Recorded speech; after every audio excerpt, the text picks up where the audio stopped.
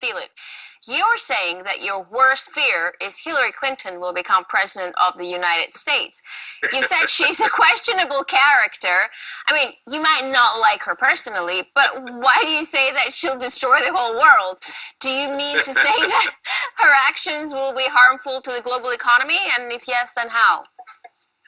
Well, if you look at her period during which she was Secretary of State, the US committed several aggressions in the Middle East, including also the invasion of Libya. Libya, which was probably the only properly functioning African economy. So I would say that her achievements with nation building has been a catastrophe.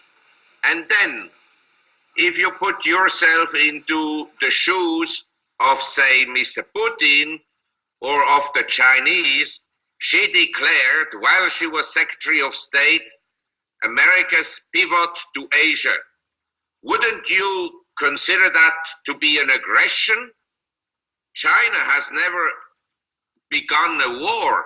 They were always drawn into wars by foreign powers, and now the US acts in provocation of China. Well, you know what Ms. Clinton is saying? She said that if she's elected, she will put her husband, former President Bill Clinton, in charge of the U.S. economy to revitalize the U.S. economy. Now, he oversaw a period of economic growth in the U.S. in the 90s.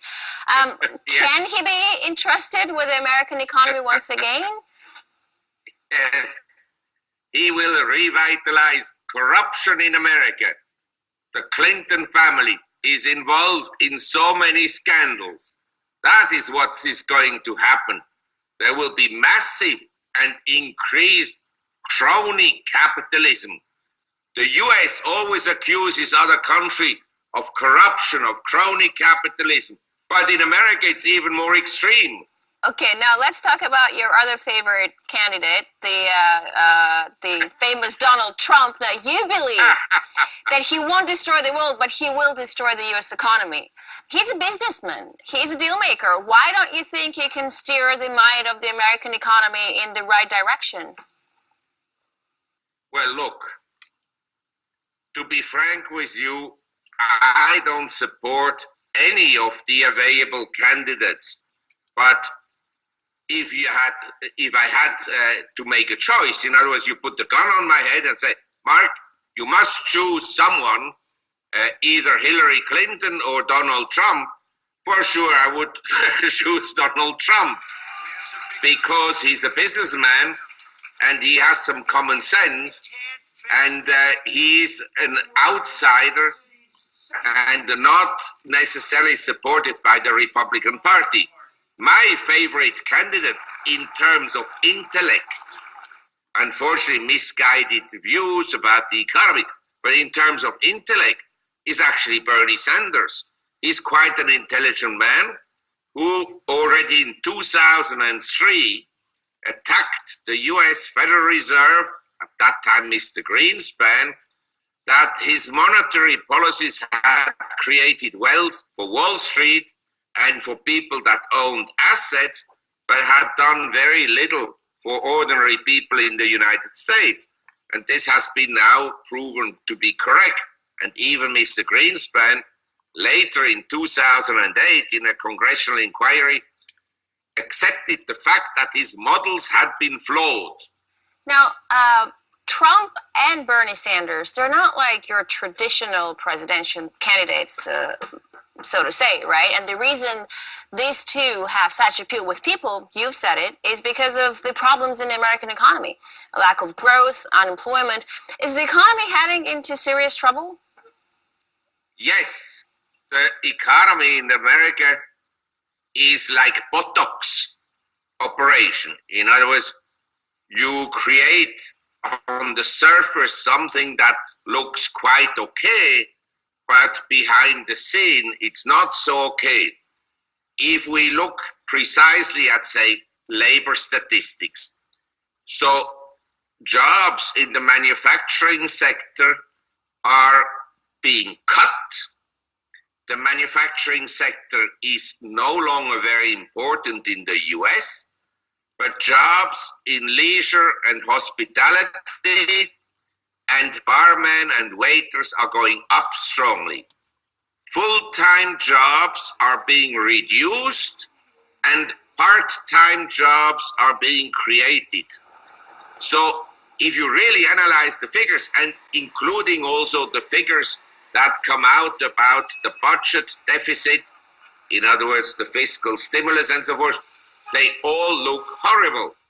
Superficially, the US will tell you, well, our deficit has shrunk from over $1 trillion to, say, $450 billion. But I'm adding the government debt every year. And by that measure, last year, the deficit was close to $1 trillion. The government debt in the US since Miss Obama became president 8 years ago has gone from 8 trillion to now over $19 trillion. These are the facts. President of Argentina, now a former Prime Minister of Iceland, the Saudi king, a lot of celebrities were implicated. Will the uproar bring about enhanced control over tax evasion and avoidance? Well, I have to laugh about these Panama Papers because it's obvious. It's another hidden attack against Russia, the Russian government, and other wealthy people around the world. But of course, no American would even think of evading taxes. That would never occur to an American mind. But the fact is simply, if I open a company in the British Virgin Islands, in Panama, anywhere in the world, I have to declare the beneficial ownership. But you don't have to declare the beneficial ownership in a Delaware company in the US. So it's a hypocritical act, once again, initiated by people in the US who want basically to put down foreign regimes. It's like if FIFA was an American organization, nothing would happen. But it happens that FIFA built up the biggest business in the world, which is soccer. And it happens that the World Cup will be played in Russia and not in the US. So obviously they target FIFA. Now in Europe, the Eurozone troubles were the center of attention just a little while ago, and they've been eclipsed by other issues like the refugee crisis, the terrorist threat. It's widely recognized that without considerable reforms, the euro and the Eurozone will be difficult to sustain. Nobel economist Chris Pissarides told me that there should be two kinds of euros for the differing economies of Europe, a euro south and a euro north. Could this work in practice? Would you support a solution like that? I'm a supporter of dismantling the whole EU and have individual countries, but I'd like to add to the problem of the currency the following. The Europeans and the Japanese and also the US, they always talk about reforms and so forth and so on. So how do you go about a market-based reform if the market was reforming countries? The worst policy is essentially zero interest rates, because at zero interest rates, governments can borrow money without any cost for a while. In other words, the US government debt has grown from $4 trillion in 1994 to now over $19 trillion, but the interest expense is down because the level of interest rates has collapsed. The same in Europe. If you look at the debt profile of Europe, we economists, we distinguish, at least I do, between productive debt and unproductive debt. The productive debt is you and I borrow money and we build a factory, we buy the machinery and we produce something, and then the cash flow from this business will sustain the interest payments and the repayment of the debt. unproductive credit is basically government credit. You lend money to the government, and the government will then give it away to people. There's a redistribution of wealth. That is very unproductive credit. In Europe and in the US, government credit as a percent of the economy has grown enormously over the last 10, 20 years. Enormously. I want to talk a bit about the deal that US and Europe are negotiating, the transatlantic trade and investment partnership. That's being done in secret, and it's supposed to be extremely beneficial to remove trade barriers and open up markets. So why keep it a secret? Well, I don't know about trade restrictions and so forth. All I can say is that we had already free trade for hundreds of years between different countries, and we had merchant families in the world that traded goods and so forth. I don't think that for free trade you need an EU or you need a Trans-Pacific Partnership and so forth. You can have bilateral agreements for free trade.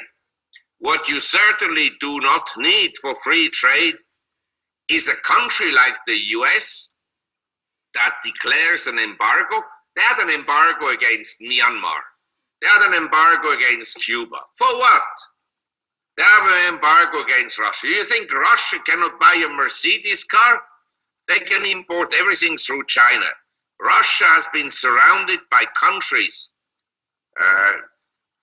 Baltic countries and also Balkan countries in the south, and Central Asia, countries that have specialized in smuggling for thousands of years.